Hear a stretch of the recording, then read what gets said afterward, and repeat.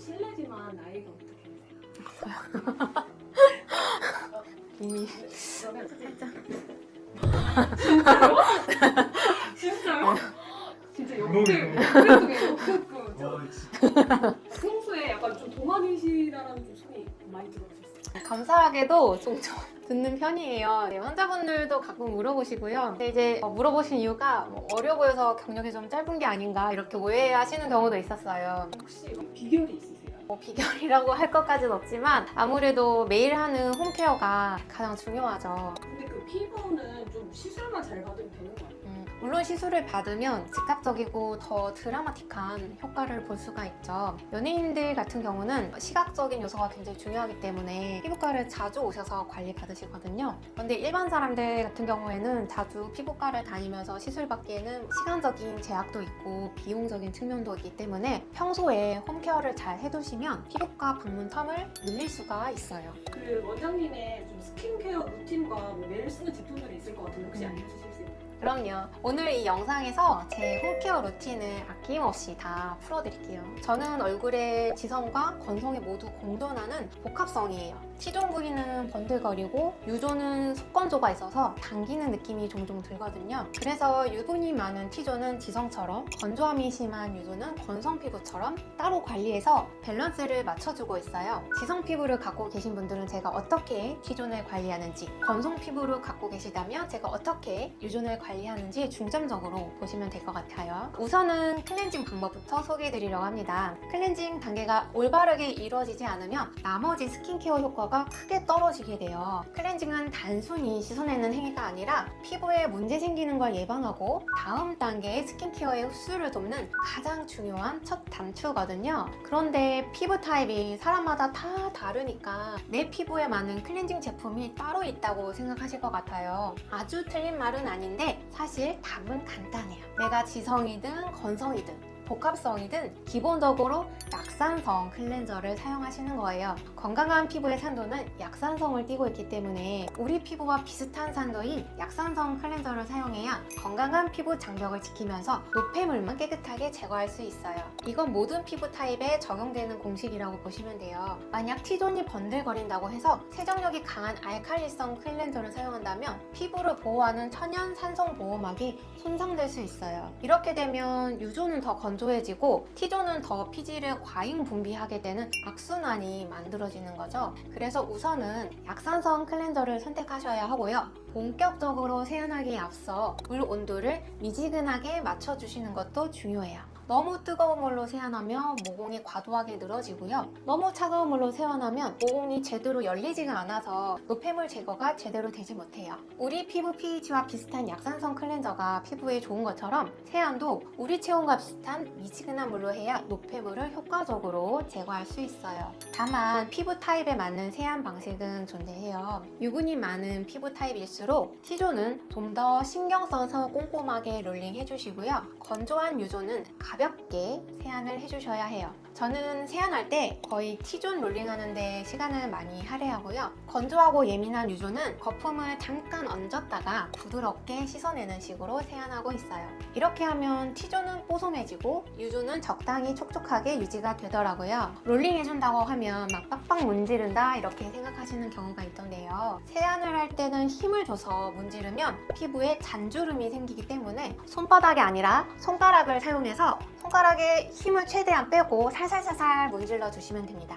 제가 조금 더 이해를 도와드리려고 풍선을 가져왔는데요. 이렇게 빡빡 문지르는 게 아니라 이렇게 풍선이 눌리는 힘이 전혀 없게 그냥 최대한 살살살살 문질러 주셔야 돼요. 이렇게 누르고 막 비비면 피부에 다 잔주름으로 남게 돼요. 그래서 정말 전혀 자극이 가지 않게 세안을 해주시면 되고요. 방금 말씀드린 거는 메이크업을 안 했을 때의 세안 루틴이고요. 메이크업이나 선크림을 바른 날에는 아무래도 이중 세안을 하게 되잖아요. 이중 세안이 피부 장벽에는 부담이 되는 일이거든요. 가능한 이중 세안을 피하는 게 좋지만 불가피하게 해야 한다면 꼭 기억하세요. 세안은 부드럽고 빠르게 해주셔야 해요. 자극 없이 피부를 깨끗하게 하는 게 피부 건강을 지키기 위한 첫 단계라고 보시면 되거든요. 보통 1차로 클렌징 오일이나 밤, 워터 밀크 제형이 있는데요. 클렌징 오일의 경우에는 지성 피부에서 트러블을 유발할 수 있어서 클렌징 워터나 클렌징 밀크 타입을 추천드리고 있어요. 클렌징 밀크를 사용한다면 메이크업이나 선크림을 부드럽게 녹여주시고요. 클렌징 워터를 사용한다면 화장솜에 클렌징 워터를 충분하게 적신 다음에 메이크업 제품이 녹아 나오도록 얼굴에 얹어주세요. 시간텀을 충분하게 둔 다음에 부드럽게 솜으로 닦아가면서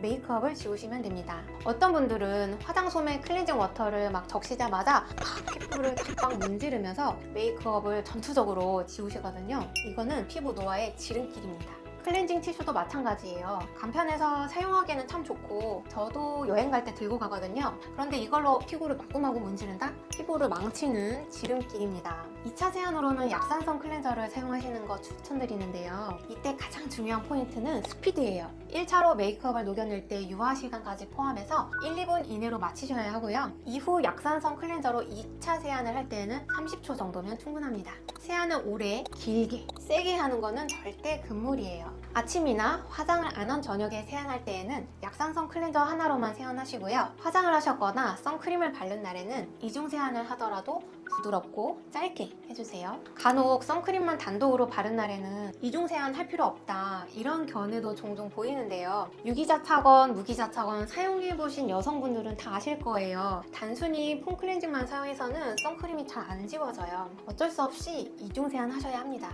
자, 깨끗하게 세안을 마쳤다면 이제 스킨케어의 핵심인 유수분 밸런스를 맞춰줘야 해요. 건강한 피부는 적당히 유분과 수분을 가지고 있지만 지성은 유분이 많고 건성은 수분이 너무 부족하고 복합성은 부위별로 유수분 밸런스가 깨져 있어서 피부 타입에 맞게 화장품으로 이 밸런스를 맞춰줘야 하는데요. 가장 먼저 세안 직후에는 수분이 빠르게 날아가기 때문에 건조함부터 잡아주는 게 중요해요. 세안 후에 물기를 수건으로 막 팍팍 문지르면 안 되고요. 물기는 수건으로 톡톡톡 흡수시킨 다음에 바로 수분감 있는 토너나 미스트를 사용해서 1차 수분 공급을 빠르게 해주세요. 제가 토너나 미스트는 화장실 서랍에 두는 게 가장 좋다고 했었죠. 이후 세럼 단계에서는 피부 타입에 맞게 저처럼 복합성이시라면 부위별로 사용할 제품을 나눠서 사용해주시면 효과적인데요. 피부 전체에는 수분 공급에 탁월한 히알루론산 세럼을, 유분이 많고 모공이 발달한 T존에는 휴지 조절과 모공 개선 기능이 있는 효과적인 세럼을 사용해 주시는 게 좋아요. 저 같은 경우에는 이전에는 주로 수분 공급 위주의 세럼을 사용했었어요. 요즘은 중고등학생 때부터 화장을 하지만 저 때만 해도 이제 화장하면 선생님한테 끌려갈 때라서 보통 여학생들은 이제 고등학교로 졸업하고 성인이 되면 이제 그때부터 메이크업을 시작하고 저는 그때 무슨 계기가 있었는지는 세세하게 잘 기억은 안 나는데 이 색조 화장이 중요한 게 아니라 지금부터 좀 피부를 건강하게 만들고 피부 결을 좋게 만들어야 되겠다. 메이크업을 지워도 부끄럽지 않은 피부가 돼야 되겠다 이런 깨달음이 있었어서 기초 화장품을 좀 퀄리티 있는 걸 쓰고 피부과나 에스테틱 샵을 진짜 꾸준하게 다녔어요. 최소 일주일에 한 번씩은 가서 꼭 케어를 받고 관리를 했는데요. 20대 초중반에 이렇게 집중적으로 관리를 해놨더니 그동안에는 피부에 특별히 고민이 없이 잘 지내왔고 그래서 수분 공급 위주의 세럼으로 관리도 이제 괜찮았었는데 일하면서 이제 바빠서 이제 관리도 제대로 못하고 이제는 좀 나이도 있다 보니까 안티에이징에 좀 더 신경을 써야겠다는 생각이 들어서 부위별로 세분화해서 기능성 제품을 사용하고 있어요. 눈가에는 아이크림을 꼭 발라주고요. 어떤 분들은 눈가에 아이크림 바르면 좀 시리다, 비립종이 생긴다 이런 경우도 있어요. 아이크림을 브랜드마다 테스트해보면서 본인한테 맞는 제품을 찾으시면 좋을 것 같아요. 아이크림을 뭐 바르나 안 바르나 별 차이 모르겠다 이렇게 얘기하시는 분들이 있는데 저는 아이크림 발랐을 때 건조함이나 단주름이 더 완화되는 걸 느껴서 꼭 챙겨서 바르고 있어요. 아이크림 바를 때 눈가 말고 또 바르는 곳이 있는데 어딜까요? 바로 입과 팔자 주름 부위입니다. 우리가 말을 하면서 많이 움직이는 부위이기 때문에 입가나 팔자 부위는 잔주름이 잘 생길 수 있는데요. 주름 개선 기능이 인증된 아이크림을 바르면 좀 더 주름이 진해지는 것을 미리 예방할 수 있습니다. 나비존은 모공이 부각되면 메이크업이 들뜨고 특히 파운데이션이 끼기 때문에 많이 신경 쓰이는 부위인데요. 모공 주변의 탄력을 증가시켜서 모공을 작아 보이게 해주는 나이아신아마이드 세럼을 발라주고 있어요. 나이아신아마이드는 비타민 B3의 일종인데요. 모공에 유분과 노폐물이 쌓이지 않도록 막아주고 멜라닌 생성세포가 피부세포로 전달되는 것을 억제해서 색소 침착을 예방해주는 역할도 해줍니다. 색소 침착이 생기기 쉬운 눈가, 광대 부위도 함께 나이아신아마이드 세럼을 발라주고 있어요. 모공과 미백을 한 번에 케어할 수 있어서 굉장히 편리한 세럼이죠. 그 다음 스텝으로는 제가 요새 미백에 굉장히 신경 쓰고 있기 때문에 비타민 C 성분이 들어간 세럼을 발라줍니다. 제가 발리 갔다가 흑감자처럼 얼굴이 찼었다고 전에 얘기 드렸죠. 저는 원래 잡티가 거의 없는 편이라서 미백 관리는 전혀 안 하고 있었는데 한번 얼굴이 탄 이후로 굉장히 미백 관리에 신경을 쓰고 있어요. 비타민 C 화장품은 미백, 주름 개선, 항산화 효과 등의 기능이 있는데요. 멜라닌 생성을 억제해서 피부톤을 밝게 해주고 콜라겐 생성을 촉진해서 주름 개선에도 도움을 줍니다. 활성산소로부터 피부를 보호해서 안티에이징 효과도 있고요. 피부 탄력에도 효과가 있습니다. 이렇게 피부에 여러 가지에 도움을 줄 수 있는 만능 효자템인데요. 한동안 비타민C 화장품의 인기가 조금 뜸했던 적이 있어요. 비타민C가 빛이나 열 등의 외부 환경에 민감하게 반응하기 때문에 보관이 까다로워 변질되기 쉬웠고요. 비타민C 원료의 형태에 따라서 피부 자극감이 있었거든요. 그래서 순수 비타민C보다는 비타민C 유도체의 형태로 제품에 포함되어 있었어요. 최근에는 비타민C, E, 페룰릭 애시드를 함께 배합한 제품이 나왔는데요. 항산화 효과를 높이고 피부 노화 방지에 도움을 주면서 제품 안정성까지 확보한 탁월한 제품입니다. 비타민C와 E는 단독으로 사용했을 때보다 페룰릭 애시드와 함께 사용하면 시너지 효과를 발휘해서 항산화 작용을 더욱 강화한다고 알려져 있습니다.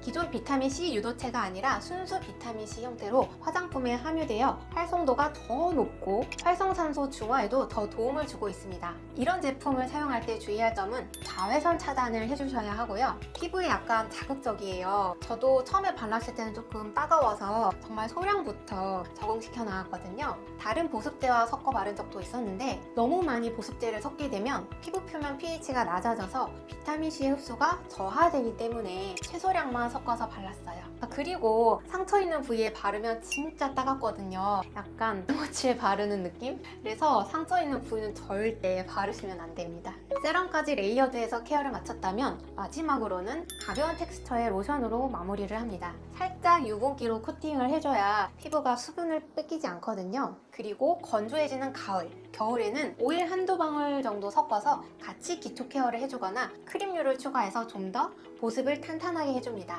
아니 원장님, 화장품 너무 많이 바르는 거 아닌가요? 이렇게 생각하실 수도 있는데요. 한동안 화장품 다이어트 이런 게 유행할 때가 있었어요. 이게 유행이 좀 왔다 갔다 하는데요. 어떤 때는 토너를 7겹을 발라야 한다. 어떤 때는 화장품 다이어트를 하자.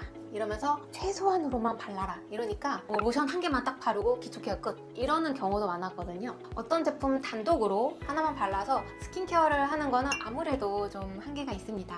그래서 필요한 성분의 기초 화장품들은 단계별로 챙겨서 바르시는 것을 권장드려요. 기초 화장품 고를 때 팁은 제가 항상 강조하는 것 중에 하나가 유해 성분이 적고 순하고 본인한테 잘 맞는 제품을 찾아서 정착하시라고 말씀드려요. 그리고 너무 싼 화장품은 좀 피하고 내 예산 범위 안에서 좀 퀄리티 있는 제품을 사용하시는 것을 권장드리는데요. 아무래도 저가 화장품은 원가 절감을 해야 하기 때문에 조금 성분 퀄리티가 떨어질 수 있어요. 스킨케어 할 때 또 한 가지 중요한 점은 제품을 바를 때 조금 시간차를 두고 흡수될 시간을 줘야 합니다. 하나의 화장품을 발랐다면 최소 30초에서 1분 정도 텀을 두고 다음 스텝의 화장품을 발라야 하는데요. 바쁘다고 해서 흡수될 텀을 두지 않고 치덕치덕 화장품을 바르면 어떻게 되죠, 여러분? 메이크업이 다 밀리겠죠. 손가락으로 이렇게 밀면 때처럼 밀려나오고요. 이런 건 진짜 화장품 많이 사용하고 메이크업 하는 여자 의사만이 해줄 수 있는 실전 팁이죠. 여배우들, 아이돌 메이크업을 담당하는 청담동 메이크업샵에서 무슨 화장품을 어떻게 바르고 진행되는지 다들 궁금해 하시잖아요. 거기 가면 기초 케어를 진짜 탄탄하게 합니다. 일단 쿨링부터 시작해서 기초 케어를 하나하나 바르고 또 하나 또 바르고 이렇게 엄청 공을 들여서 흡수를 시켜요. 기초 공사를 탄탄하게 해야 화장이 들뜨지 않고 수분감 있게 잘 먹습니다. 저는 솔직하게 말하면 아침에 바빠서 막 손으로 막 공들여서 흡수시키는 것까지는 솔직히 못하고 시간 텀을 두고 바르는 거는 꼭 지키려고 해요. 예를 들어서 텀은 1분이 넘어가면 피부가 건조해질 수 있어서 1분은 넘기지 않고 다음 기초 화장품을 바릅니다. 뭐 하나 바르고 또 딴 거 뭐 옷 하나 입고 또 뭐 하나 바르고 뭐 필요한 거 하나 가져오고 이런 식으로 텀을 두거든요. 또 한 가지 기초 케어 할 때 중요한 점은 바르는 방식인데요. 손바닥에 덜어서 화장품을 바르면 아무래도 손바닥에 흡수되는 양이 많아서 손등에 살짝 덜어서 사용하는 것을 추천드리고요. 묽은 세럼류는 손등에 덜면 잘 이렇게 흘러내려요. 그래서 저는 엄지손가락과 검지 사이 여기 살짝 오목한 부위에 세럼을 덜어서 사용하는 편입니다.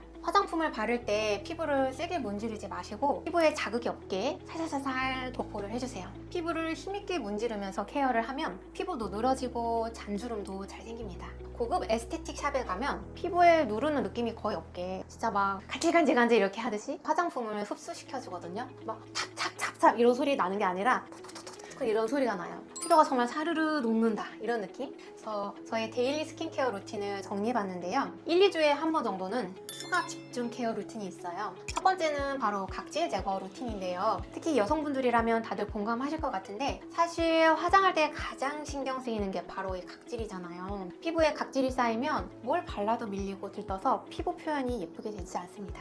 그래서 일주일에 한 번 혹은 2주일에 한 번 정도는 저강도의 각질 제거를 하고 있어요. 너무 강하게 각질 제거를 할 경우에는 피부가 예민해지고 자극받을 수 있어서 부드럽게 하는 편인데요. 각질 제거를 하게 되면 피부 결도 매끄럽게 되고 메이크업 했을 때 피부 텍스처 표현도 예쁘게 됩니다.